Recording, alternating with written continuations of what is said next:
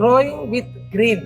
మనం లైఫ్ లో ఎదగాలని చాలా మంది తాపత్రయపడుతుంది. దాంట్లో భాగంగా ఇన్ఫ్రాస్ట్రక్చర్ రిలేటెడ్ గా డెవలప్మెంట్ చేస్తూ ఇరుకిరుకు ఇళ్లలో ఇబ్బంది పడుతున్న పరిస్థితి కనిపిస్తుంది. సో మీరు నేచర్ ని ఇంటికి తీసుకొచ్చి పెట్టుకోవాలంటే it may not be possible.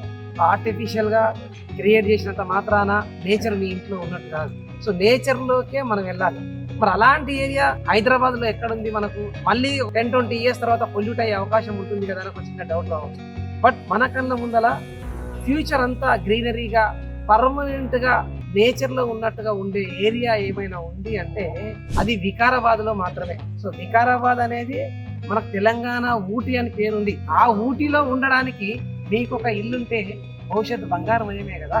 జీవితంలో ఐశ్వర్యం ఎంత ప్రాధాన్యమో ఆరోగ్యం కూడా అంతే ప్రాధాన్యం. అంటే ఆరోగ్యంగా ఉన్నా కదా డబ్బుతో నాకేం పని అనుకుంటే health without wealth is worthless.